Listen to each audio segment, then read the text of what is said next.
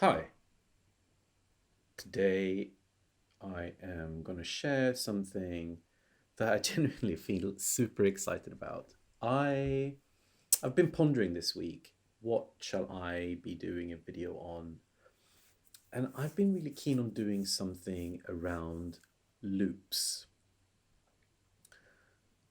However, there is a problem. I don't use loop samples much in my production. Mainly because I actually don't have that many loops in my library. But I like the idea because it actually, using looped samples, allow you to do things that would just be difficult to do without them. And I like working with my own sounds generally, but it's been quite tedious to create loops. I have some, but found it quite tedious.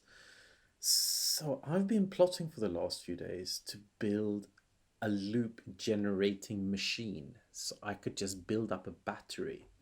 So this video is not going to be about how you use loops in your production. I hope that's going to be next week.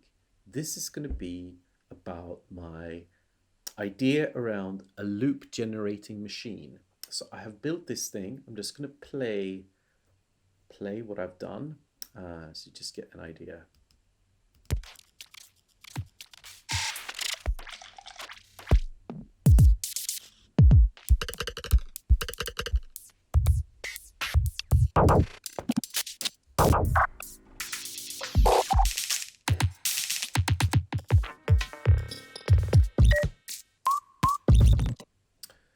So basically, what I have done, I have set up a bunch of tracks. I have been thinking in this way that there's one track dealing with kick type sounds rather than actual kicks necessarily, and the same things with snares. Snare type sounds, then percussive other sounds, and then something resembling hi-hats. And occasionally I have something that is non-percussive in there, so they get little stabs or chords occasionally, or glitchy effects coming in occasionally.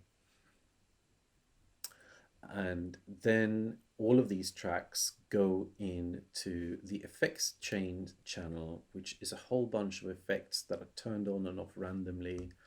And everything is controlled through this track called events, where I am splitting it up depending on when I want an event to happen, if it's every bar, every half bar, or quarter note, or eighth note, whatever.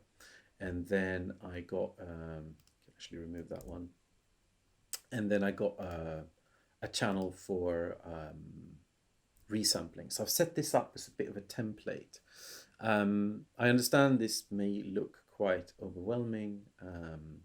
So what I'm going to do now, I'm going to do a simplified version of this so you can follow along and maybe try and do this yourself.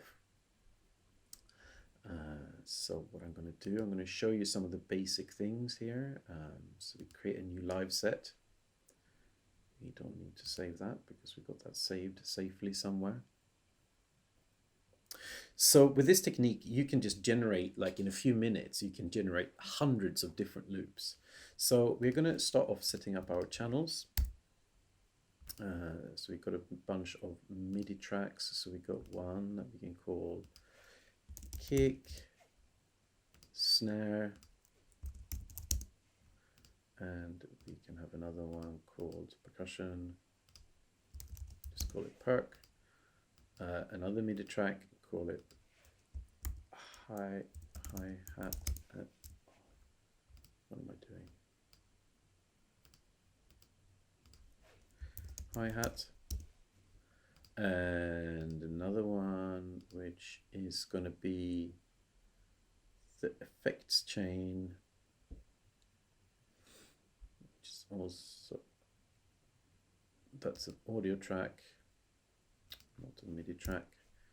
So we call that effects. And then we need one which is a MIDI track, which is called events.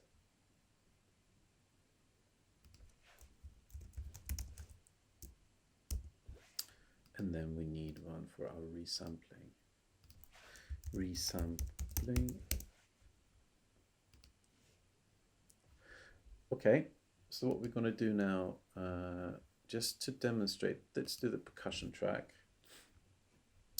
This is a basic one. You might already know this, but I thought I'll show you one to make it easy. So we pick the sampler, the basic sampler that comes with, well, it's not the basic one, it's not the simpler, it's the sampler, but we want to create a library that is full of different percussion tracks. So we're going to find some percussion samples. I'm going to go into my own library here, synthperk3. Goodness, that just reminded me, there was a guy complaining the other day. In all fairness, I think it was a valid comment. He said, just like, think about your listeners, put a limiter on there. I don't know what the best thing would be to set in there. Let's just set it to minus something dB. So now, apologize. I'm just going to pull that master down so I'm not going to kill your speakers. I apologize if that was a harsh sound for you. That is harsh.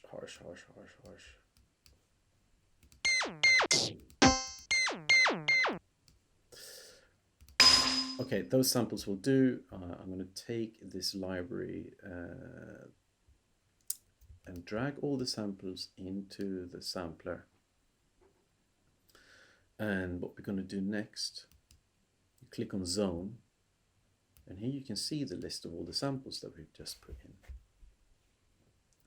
There are three ways you can split these samples out, because now if I would press a key, it would play all the sounds at once. If I have the MIDI trigger, which I don't. So if I set,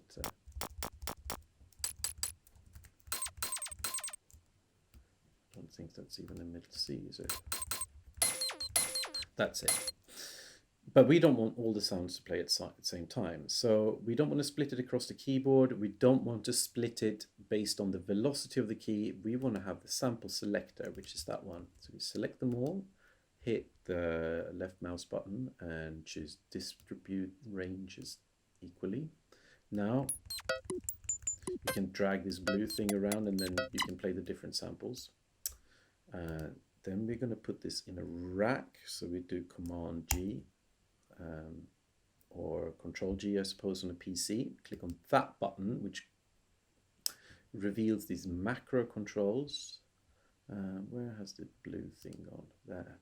Selector, and then we right click on that, and then we map that to macro 1. So now when we turn this knob,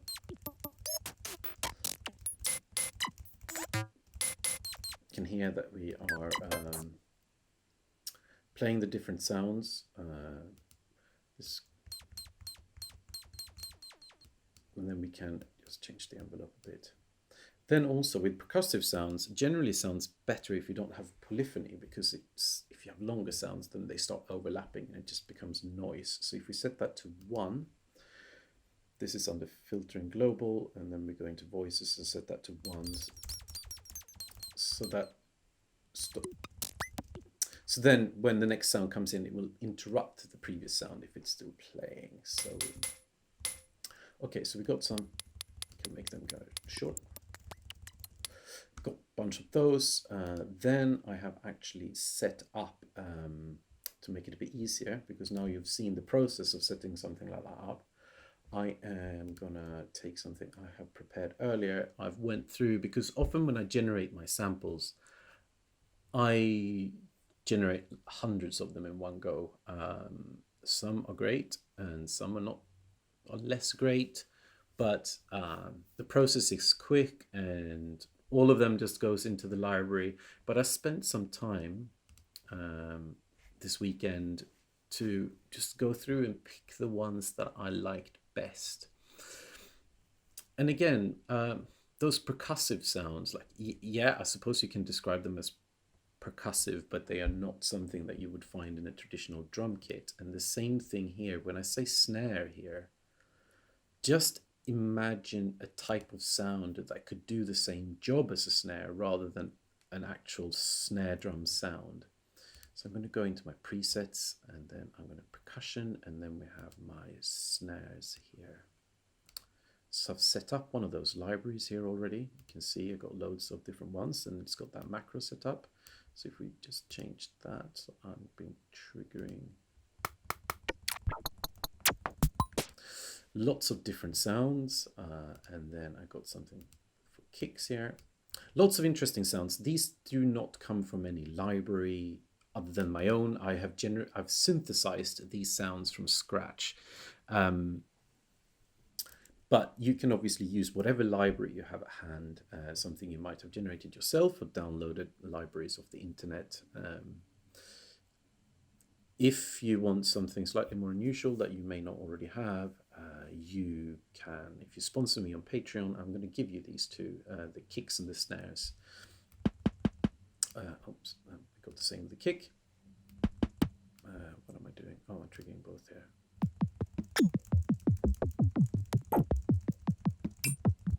One thing I forgot to mention is, let's go back to the percussion one, the one that we did together. So you go into your sample selector, use Control A or Command A on the Mac. You select all of them, right click, and then normalize volumes. And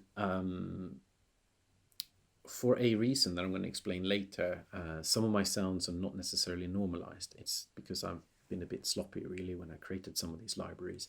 But even if you download, maybe you use loads of, like, you just take your snare library, and all those snares may be coming from different sources, and they may have very different volumes. So it's good to normalize them, because otherwise things may sound a bit strange.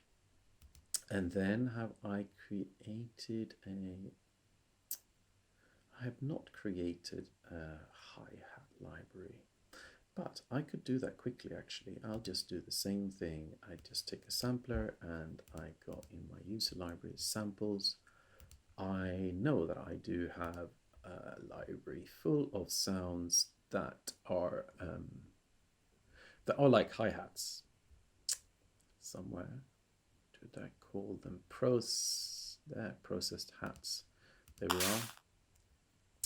Loads of sounds, dunk, in the sample selector.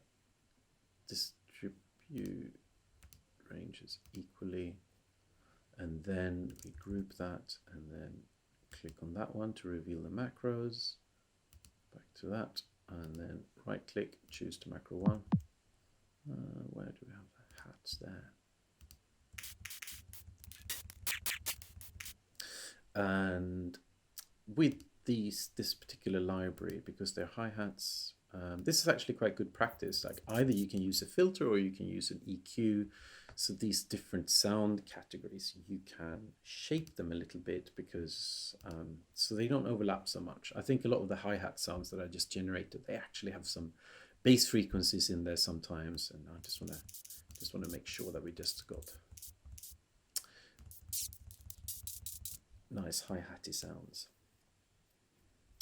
We are not going to do the effects just yet, but now we come to the it's not really the generative part. Now we're just going to make a really simple beat that works together. And we're going to do this in the, what's this view called? Is it called, this is not session view. That's what it's called. Which is a view that I actually rarely use. So this has been quite a revelation for me. So, okay, we're just going to make a basic kick drum pattern. Just do this with that maybe. Just do that default kick that we have there, and then we do a snare that sort of matches, just basic to start with. Nothing exciting. Then we're going to add some percussion, and we just can add some in where the snare and the kick are not so much. It's going to sound a bit weird maybe. That's playing the same sound all over and over again. So what you can do, you can either go in here, and then you can go in Is it that? That. That's the one. So then we can go in and choose the rack and the sample selector, and then you can draw in an automation here like that if you want to.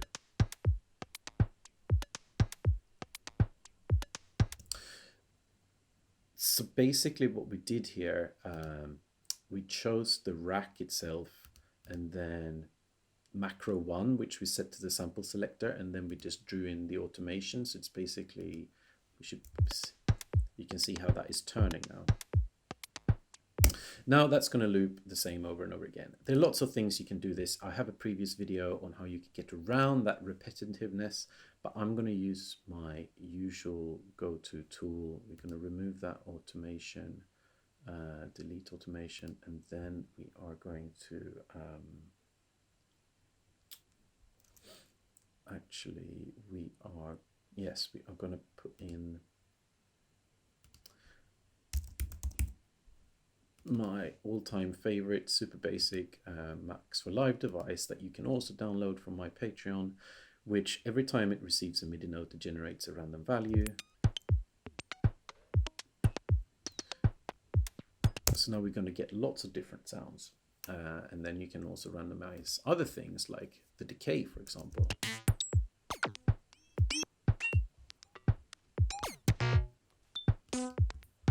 Never want really long decays, I don't think.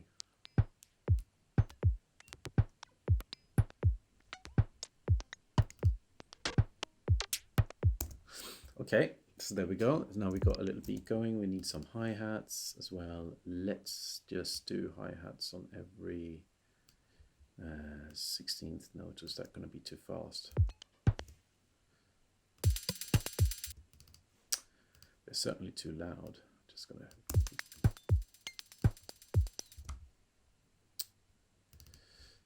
They are all a little bit long as well, so we're going to make them Command A to make them, and then we just make them.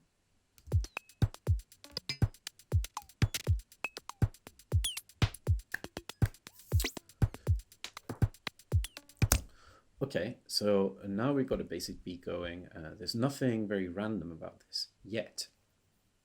So the next thing we're going to do, we're just going to make another kick drum pattern that will also work with this. We can have, usually it's good to have a kick on the first, depending on what you're going for, and then we can do a kick on that one instead, and then it was going to sound like slightly different flavor, and then we can do one with, maybe we just do a few more kicks. And also here, it's nice to use this new feature in Ableton 11. So if you click on that, that arrow, you got the chance, and then you can change how likely it is that this particular note is playing. The first one we usually always want to play, and then we can just pull these down, and then maybe we always want that one as well, or fairly likely. So is it?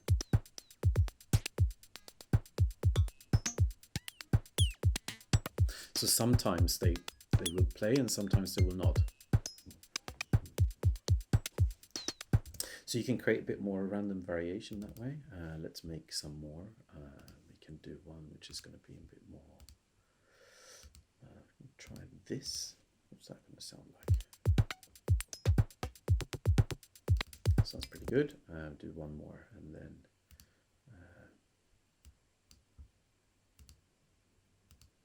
this is going to sound very random, I think. And then we can do these ones so they're a bit more. And then we're going to do the same with the snare. We do a few different variations of this one, so we can do a snare that plays there, and then there and there maybe. No, not there.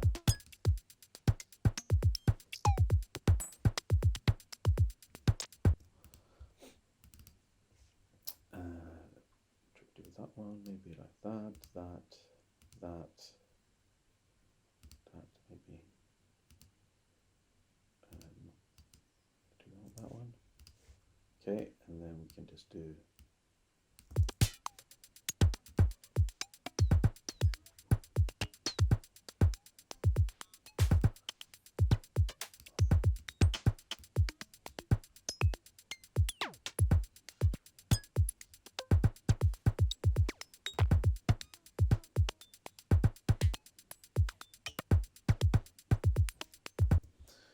That's fine.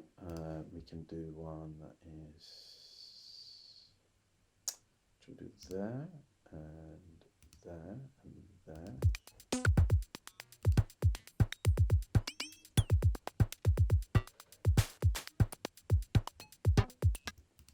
And then we can do another one with the percussion here. Oh, I see. In that view, click back to that one. Let's do another one where we use all of them, and then we make the chance slightly less, so there is only some of them that will play. And then we do and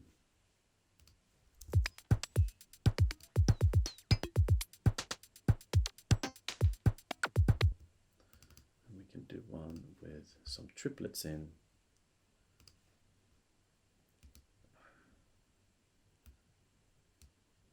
Actually, we do 8 notes, and then we do triplets on the last one. No, I have to turn triplets on, triplet 8 notes. So I just right-clicked, chose triplet grid, and then 8th notes, and then we will get a slightly different flavor. So it sounds a bit like this. More triplets, I think. Should we do triplets, all of them? It sounds like it's limping a bit when you do that.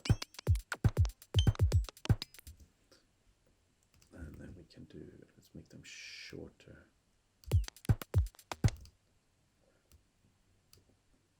Some of them can be longer.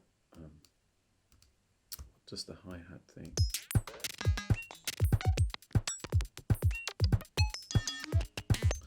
Oh, I'm looking at the wrong one. This is the one.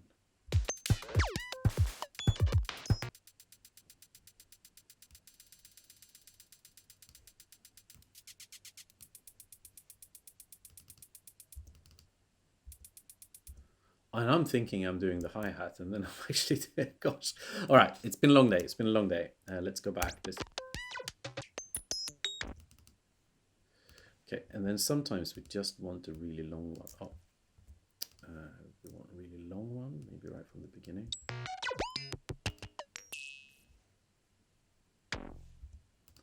And then sometimes we want one that is just there, and then we want some that are just more of an occasional one. Okay.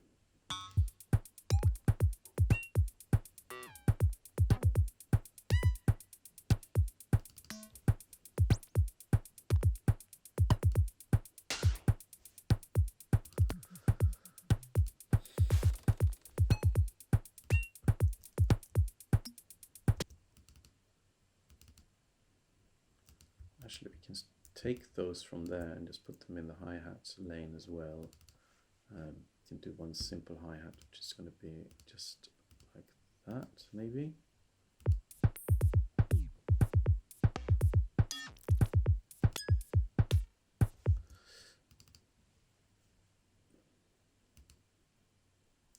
So here we can do the 8th note thing. So we do 8th notes there, and then we do 8 notes triplets at the end.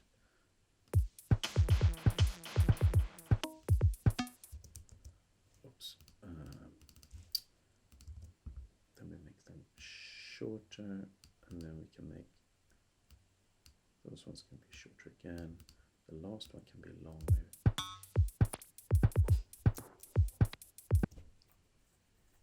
Okay, so we've got a bunch of these now. Now what we're going to do, we're going to use something called follow actions. So if we click, we start with a kick, we select all of these, and then we need to be, where do we need to be?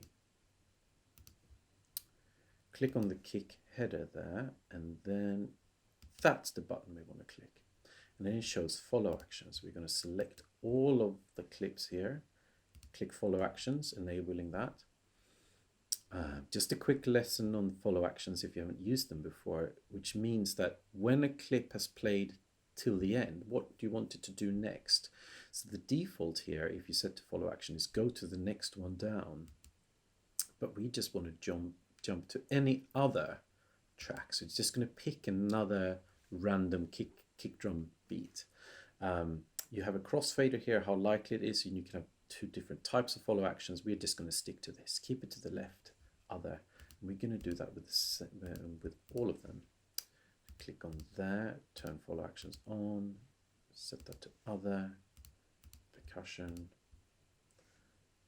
follow action, other, hi-hats, follow action, other. So now when we play this, we're going to get, for each bar, there's going to be a different combination of loops.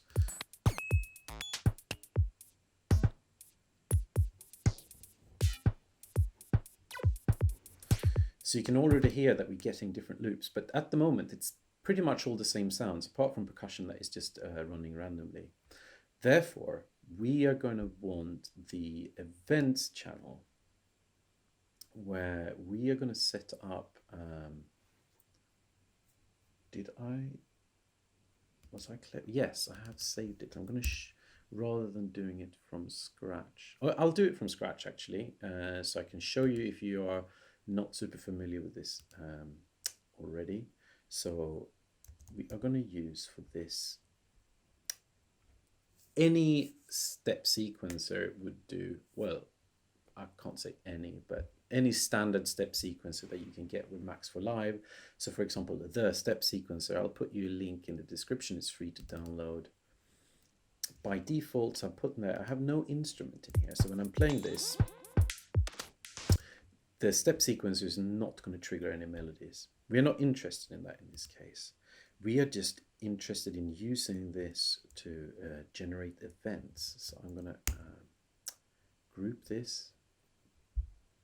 By the way, if you're at this step, you might already be happy with this, and you can manually go in and automate this sample selector by hand. So obviously, before we go into the event, sorry, I'm jumping back and forth.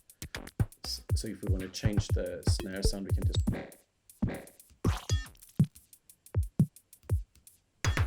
But we want to automate this. That's why we have the events thing. So we want it to, when it has run one bar, we want this to, we want all the sounds to automatically randomly change, so you get a random combination of sounds. So we are doing, we're taking the step sequencer and we set it to progress on each bar.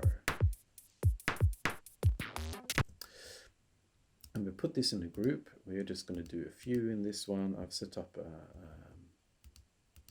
one with a lot more, so we can do one that's over every quarter note, for example. I've set up a preset that I've got that does like all the different variations, so you can put your events wherever you want them. So now we want to trigger something on each bar. So we're going to use, again, these are tools you can get if you sign up for my Patreon. As said, you don't have to do this. You can do it more manually by automating those macro knobs, but this is just going to make it a bit quicker and easier. So if we take the random map 5 again, we set that there. So every time this random map 5 receives a MIDI note, it generates random values. And now this sequencer is only going to update every bar. So we'll see now. So you can see every bar, these values change. And then we take and map these to the macro knobs. Boom. And then you have events, next one. Snare, and next one, percussion we have already done. Hi-hats we can do. So there, now it's going to be different sounds every time.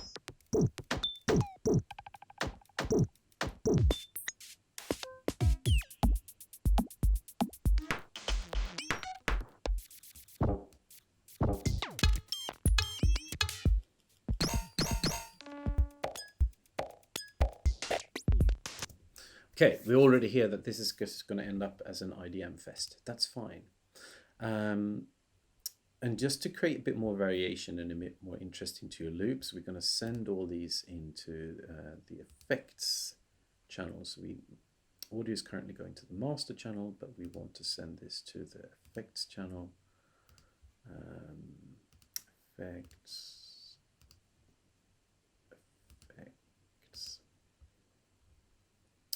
And in here, we are going to set up a whole bunch of effects. Let's just you can use whatever effects you want, but I'm going to just for the sake of demonstration, I am going to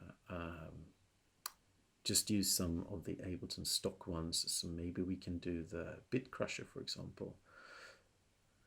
I can never remember where that lives. Or Redux. There we are. Let's set that to in.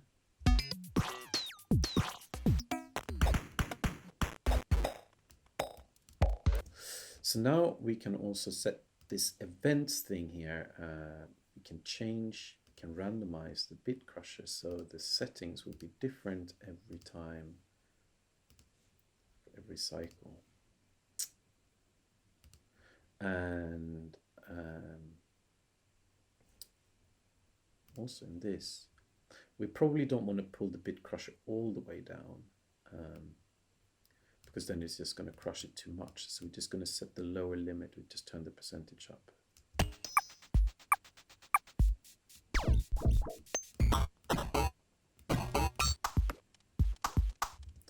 That's fine. Let's turn that off for now. We pick another effect. What shall we do? We can do the saturator. And something I like to do is the sine fold, which is doing a bit of wave folding. Let's see what that sounds like.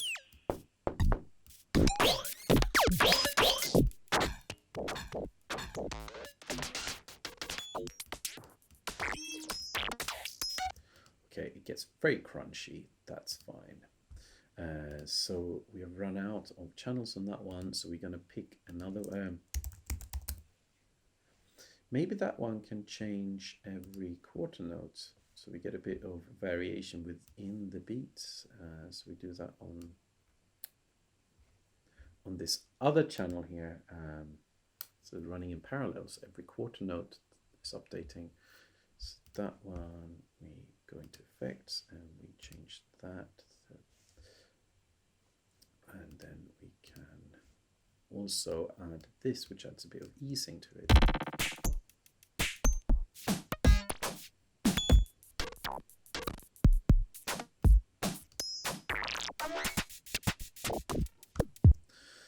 Okay, good. We turn that one off. We do, let's do a bit of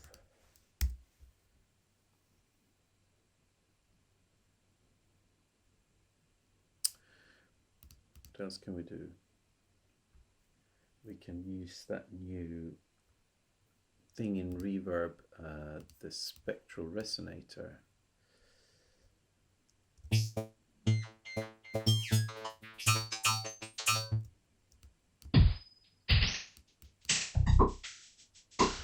Nice. Okay, so we can also use this one that's updating every quarter note. Effects, and we can map the stretch maybe, and then we can do the shift and maybe the harmonics as well. Let's see what that sounds like. Want a little bit chaos.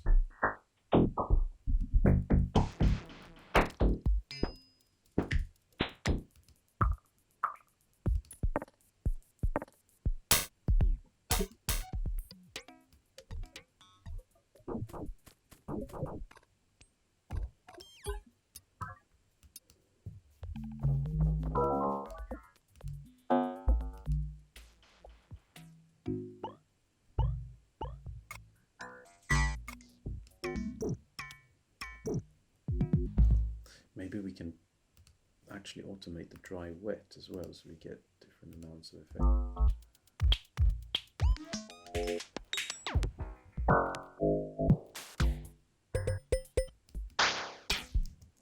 We maybe never want it entirely wet.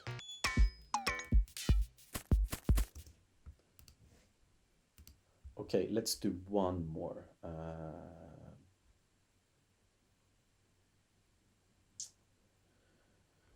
One last one. I shall refrain from doing my delay thing. Let's do a delay, but let's do the grain delay, which is gnarly, and then we do first chain that updates every bar. Do we need more? Yes, we need more. Random map 5.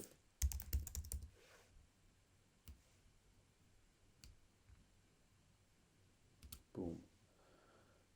Effect.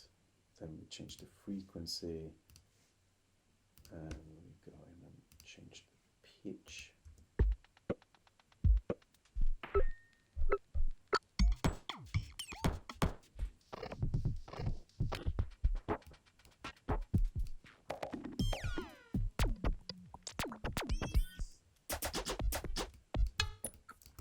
Okay, we are getting into glitch heaven here. It's gonna be nice.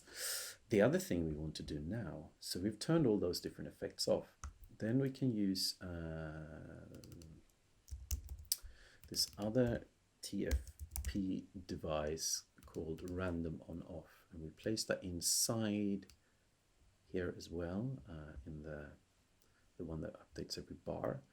What this device lets you do is you can set, every time it receives a MIDI note, it will roll the dice, and you can set the probability, how likely it is that something will remain on, or if it's turned off. A little caveat: there are some issues with this Maximus P device, Max for Live device that I've made. I need to work it out. If you're planning to use these, I would recommend to do them, add them at the end, because sometimes if you start moving channels around, the order of the channels, or if you add new channels in before this one, for some reason sometimes it seems to lose the mapping connection. I'm going to try to fix it, but for the time being I usually leave this to the very end just to be safe. So now I'm going to go into the effects, and then we're going to map all these effects, the redux, and we do the saturator. What this is going to do is that it's going to randomly turn effects on and off, and therefore you will get a different chain of effects. Sometimes there might not be any effects at all, or sometimes it might just be all of them. So let's see what happens now.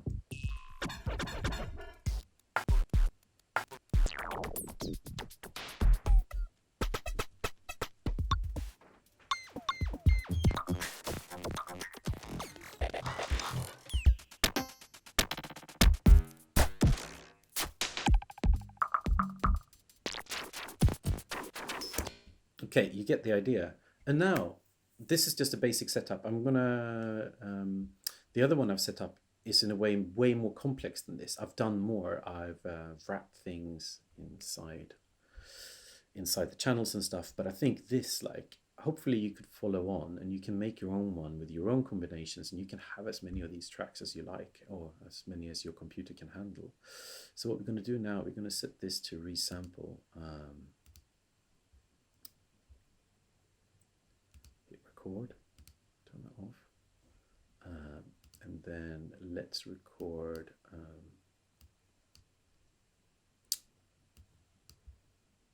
How many is it that we need? I think it is. There we are. So now we're going to get 128 unique loops out of this in just a few minutes. Let's do it live.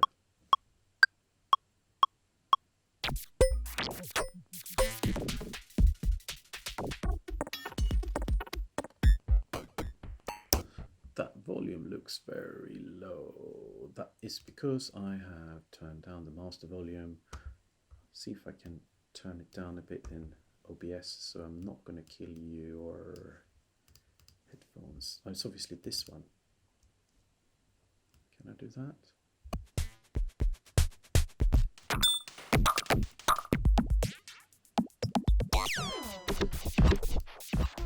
Ah, I don't want to miss all those lovely loops. Let's record it and see what happens now.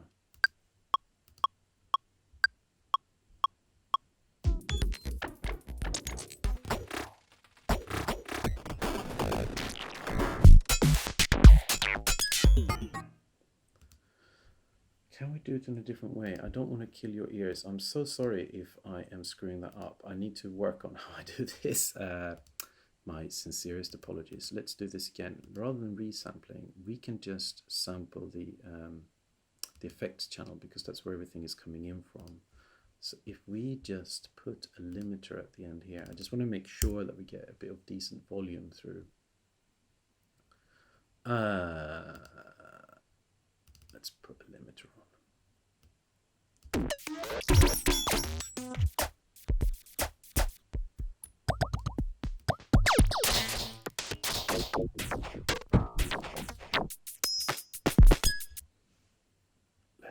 Let's just try that and see what happens.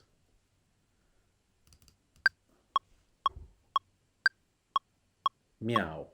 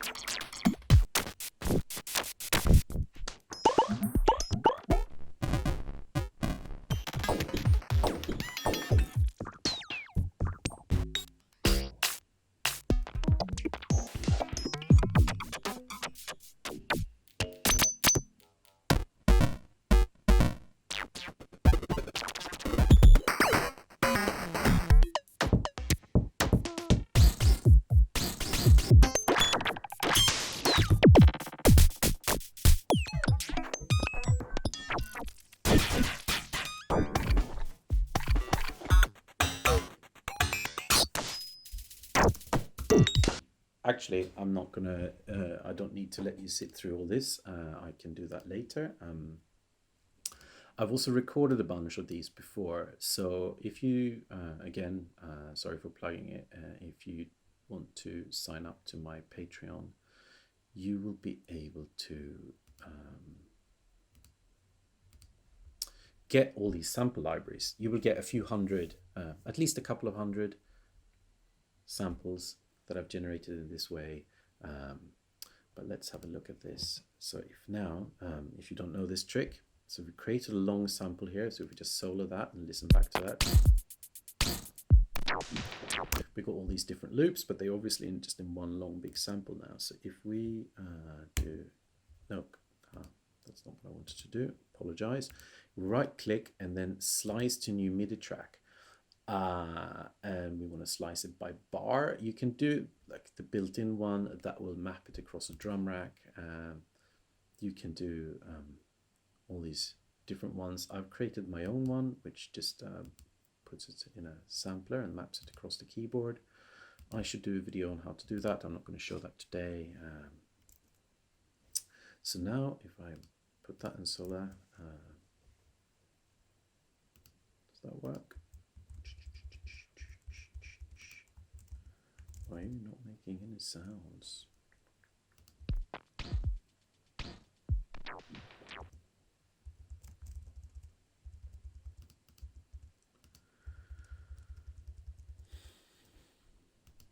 Monster effects.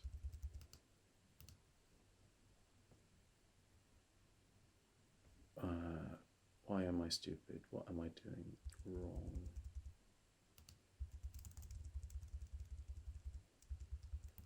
Why don't you want to play?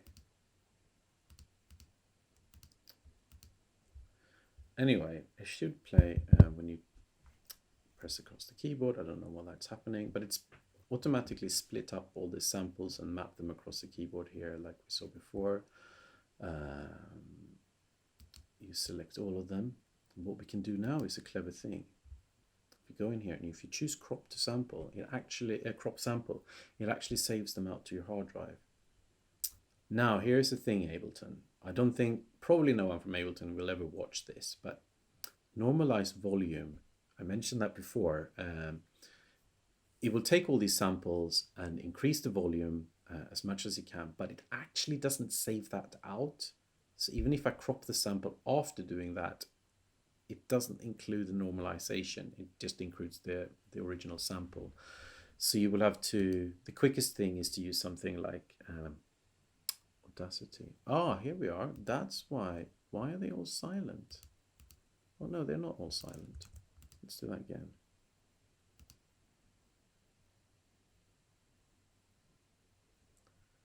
Why do they look like that? I wonder if that's why we only heard silence before. They obviously something there. So now if you right click on that and you have show in Finder, bring my Finder window in. I can't bring my Finder window in. If I do that, does that work? Yes.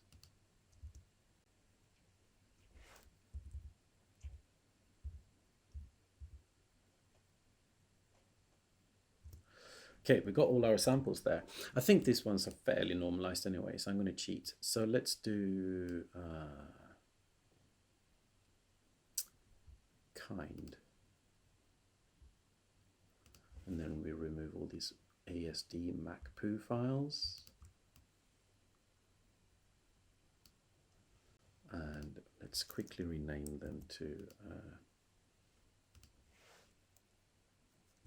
generated beats demo loops. Boom. Okay, and then we can save them in the sample library. Not in there, my own sample library. So I've started setting up a loops. There we are, and then we create a new. We already got an empty folder here. We can rename it to TFP generated beats demo files.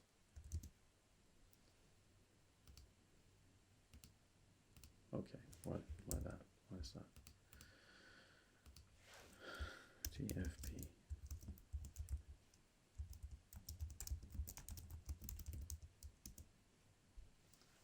Fine. And then we needed to grab those samples again. Where were you?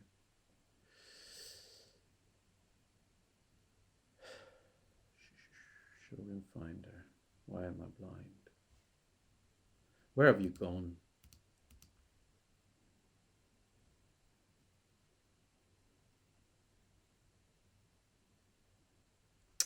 Ah, we saved them out somewhere. Where did I put them? Bear with me one moment.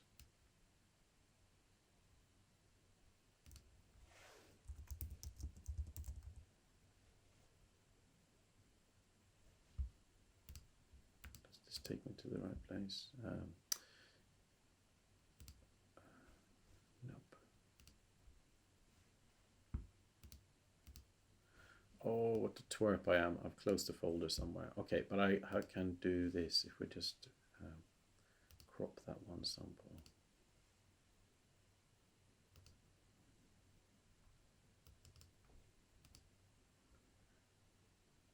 No.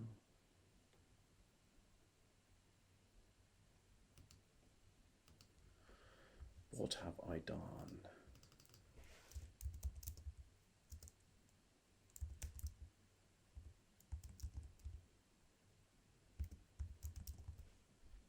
Here they are. I just found them. They're off the screen.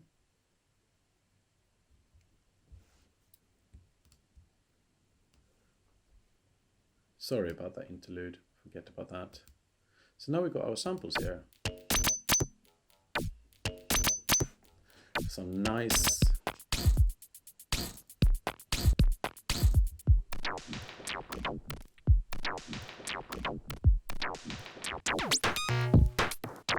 oh, and now I have managed to duplicate them. What a twerp I am. Bear with me. I'll just chuck the duplicates away.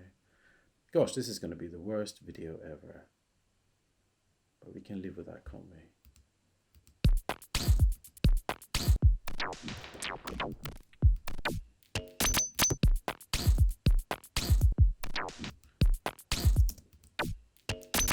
Oh, what have I done? Do you know what? The loops are there. I'm going to fix that.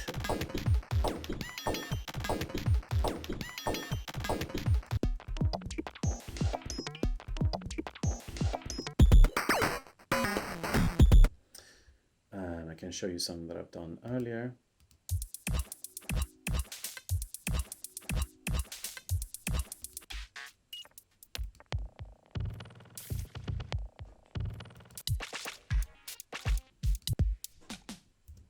So the clever trick now, like you can, obviously we've set up a rack here with 128 kicks and 128 snares, whatever. But you might have loads of different libraries. So you can then just go in, you keep everything as is, you just select or delete them, and then you just drag a whole bunch of other samples in that you want to use. And therefore you can just reuse this loads of times. I promised to show you the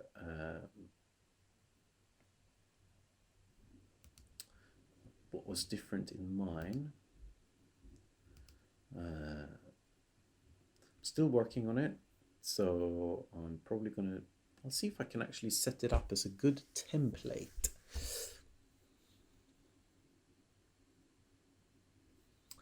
Takes a while to load.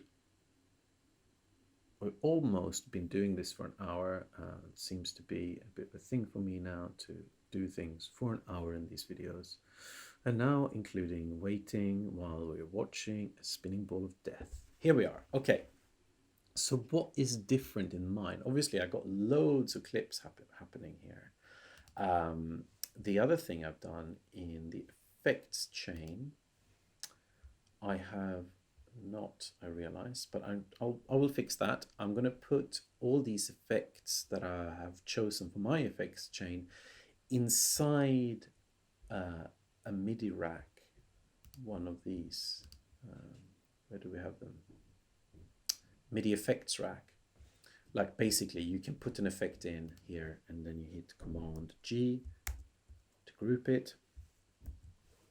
And then when you have your random toggler turning on and off, you turn off the rack rather than the effect itself, because then you can just replace the effect inside the rack without messing up the mapping from the toggler. And also you can have then inside the rack, you might see it as one effect, but you actually might have three effects, one after the other, let's say several delays with different delay times or something. The other thing I've done in the percussion section here is that I have, because I have so many percussive sounds, that different libraries with this sort of sounds that sit well together. So each I've an instrument rack, which you can also map like the other one that we saw there. You map them, but not across the keyboard. You do it almost like you did the sample selector, and each one has got a sampler inside it. What happens if I do that? So it's got a sampler inside it, and inside the sampler I got 128 sounds across the keyboard, but times this many, so there's just way more variety in there. I've also added a few other things. There's a bit of EQing on each channel to create a bit more of variation. And then also I had this non-percussive layer where I got chords instead. So there's a bit more happening in this one. But you can take this as far as you want. And here we got my events manager that I talked about earlier, which is you can have something happening at the end of each bar or half bar. I've just sort of set this up so I should be able to reuse it and quickly add in when I want events to occur, so I can quickly do that in the future. I hope you found this useful. Next week we're going to look at how you can use loops in your music, whether you have sampled them off records or you've done something like this, or you've just found loops off the internet, because you can use them in really creative ways.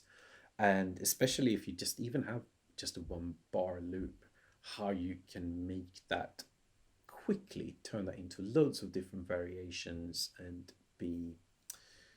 just come up with different ways of glitching them all up, making more IDM, as per usual.